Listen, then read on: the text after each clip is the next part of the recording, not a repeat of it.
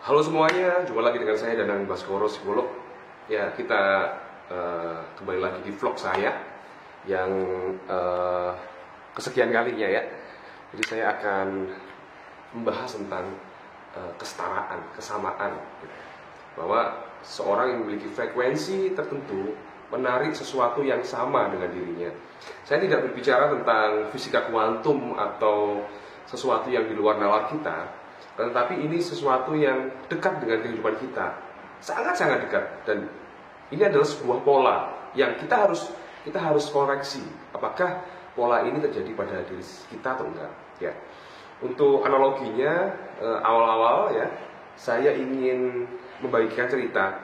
Barusan saya makan bubur, ya, makan bubur yang manis gitu ya. Lalu saya sudah habis buburnya, ada sisanya sedikit di plastik, lalu saya tali plastik itu, saya taruh luar, ya, taruh luar kantor. Nah, tidak seberapa lama saya lihat kerumunan semut di situ, kerumunan semut yang mengerumuni plastiknya dan dia masuk ke dalam plastik itu. Ya, setelah itu saya melihat, wah ini kotor sekali. Saya pindah ke tempat sampah, ya, di pojok sana. Tidak seberapa lama, ternyata plastik itu ada semutnya lagi, yang lebih banyak lagi gitu loh.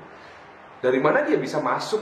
Dari mana dia tahu bahwa di situ ada gulanya? Padahal kan sudah ditali dengan rapat sekali toh.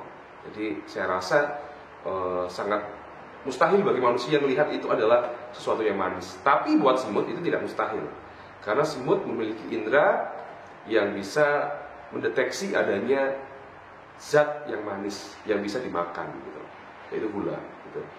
Nah, sama sebenarnya dengan kita, ya, dengan manusia. Ada orang yang mengeluhkan bahwa dia tidak punya jodoh, ya. Tapi kalau kita lihat dari luar, orang itu ternyata memang dari perilaku-perilakunya tidak mencerminkan seseorang yang bisa bersahabat dengan orang lain secara intens. Ada kata-katanya yang kasar, ada selalu sikap-sikap penolakan ketika diajak untuk berbicara dengan lawan jenis. Ada cara berpikir memilih selalu selektif banget di awal. Banyak hal yang mencerminkan orang itu tidak bisa didekati oleh lawan jenis gitu. Kalau dia berbicara tentang masalah, saya kurang cantik gitu, saya kurang ganteng, tidak. Saya banyak melihat, mungkin ada juga banyak melihat orang yang nggak ganteng, orang yang nggak cantik dapat jodoh dengan cepat sekali. Bahkan lebih bagus wajahnya daripada dia gitu ya. Yang agak kurang cantik dapatnya ganteng ada, yang agak kurang ganteng dapatnya cantik juga ada. Jadi sebenarnya apa yang harus dilakukan dia? Apakah harus mengeluh terus? Tidak sebenarnya. Yang harus dia lakukan adalah mengkoreksi. Kira-kira apa sih yang membuat saya ini dijauhi oleh orang-orang yang saya inginkan? Apa yang membuat saya tidak menarik oleh orang-orang yang saya ingin jumpai gitu loh? Atau dia punya banyak teman tapi jodohnya sulit. Nah, ini kan jadi masalah. Berarti mungkin ada konsep-konsep tentang pernikahan di situ yang salah, yang tercermin dari sikapnya, yang tercermin dari perilakunya. Dia mempunyai proyeksi dalam bentuk perilaku yang membuat orang yang ingin meminangnya itu menjauh. Misalkan nih, dalam percakapan dengan lawan jenis adalah dia menceritakan tentang laki-laki itu harusnya kaya, laki-laki itu harusnya bertanggung jawab, laki-laki itu harusnya ini dan itu, yang itu menuntutnya sempurna. Nah, orang-orang yang mendengar itu, orang laki-laki yang mendengar itu, sebelum mendekati pun menjauh. Kenapa? Karena dia tahu bahwa dia tidak sebagus yang orang itu mau. Sehingga di sini kita harus paham, ternyata ada perilaku-perilaku kita yang menjauhkan kita dari tujuan kita. Saya juga punya seorang teman yang cantik sekali, tapi sulit mendapat jodoh. Nah, ketika saya telusuri, bukannya dia nggak mau untuk mendapat jodoh, tapi memang yang pertama dia nggak mau bergaul, ya, pergaulannya itu sempit sekali. Yang kedua, dari cara bicaranya, isi pembicaraannya, dia itu ingin jodoh yang kaya sekali. Jadi dia inginnya jodoh yang kaya, yang bisa menghidupi dia dengan gaya hidup yang bagus. Nah, sebenarnya banyak yang tertarik sama dia. Tapi ketika dia bilang seperti itu, orang yang belum mapan yang seperti seperti harapannya, ya mungkin akan menjauh.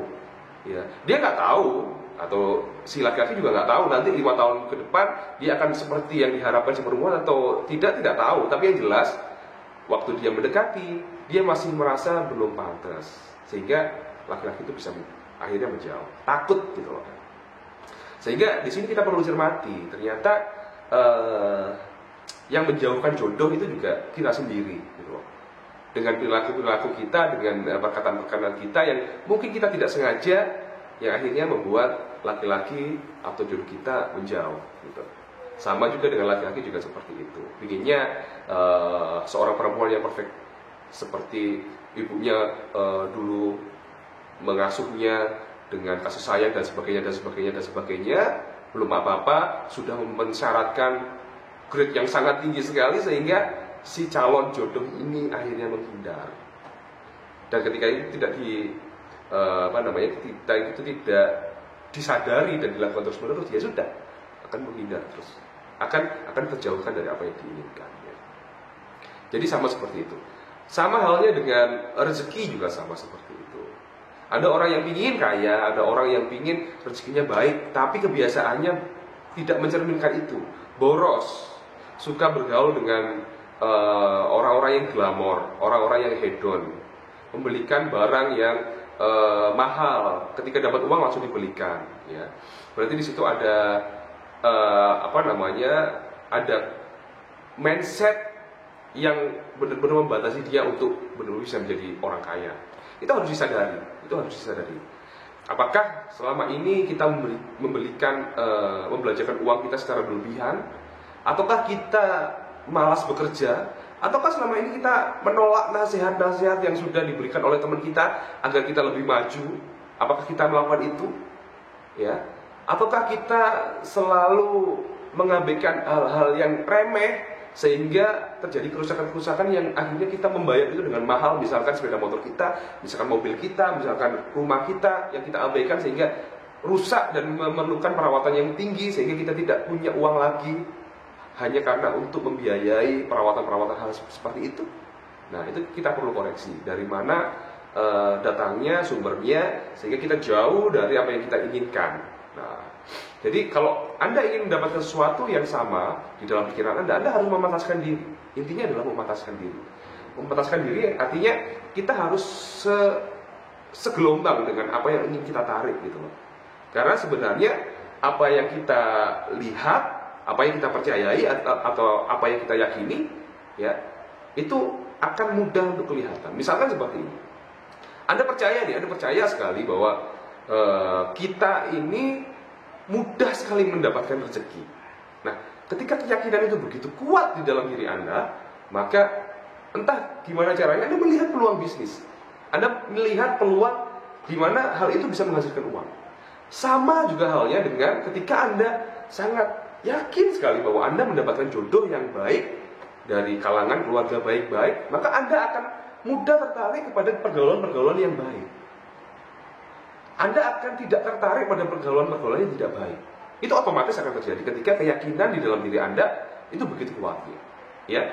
Jadi ketika Anda yakin bahwa Anda mendapatkan jodoh yang baik dari keluarga baik-baik, maka Anda tertarik dengan pergaulan yang baik. Anda akan mendatangi majelis-majelis. Anda akan mendatangi pergaulan-pergaulan himpunan komunitas-komunitas yang di situ melakukan kebaikan.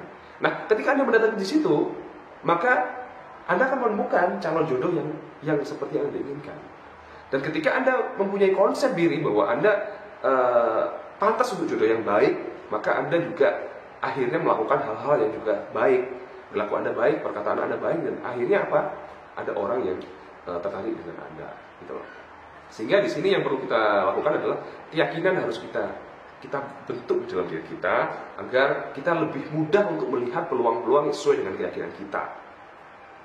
Nah, celakanya adalah kalau keyakinan itu tidak terawasi dan menjadi mental block dalam diri kita. Misalkan ya, ada teman saya juga yang lain, dia bilang seperti ini, saya ini tidak ada laki-laki yang menyukai saya. Padahal saya melihat bahwa dia banyak sekali yang mengagumi. ya. Tapi dia tidak melihat itu. Kenapa? Karena di dalam dirinya, di dalam konsep dirinya bahwa saya ini tidak pantas untuk dicintai laki-laki karena saya jelek. Padahal saya melihatnya tidak jelek.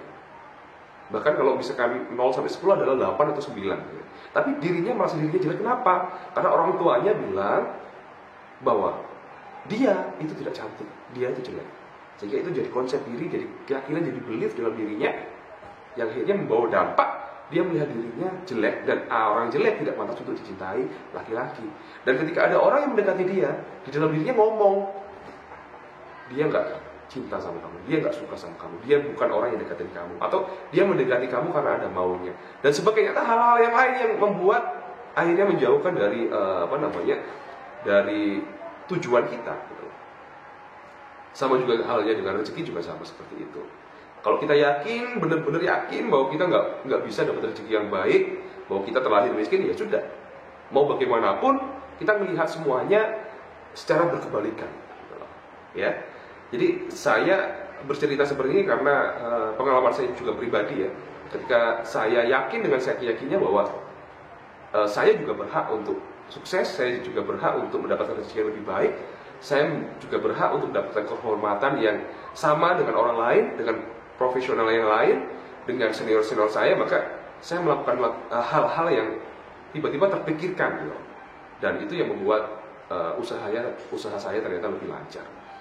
Ada kepantasan di situ.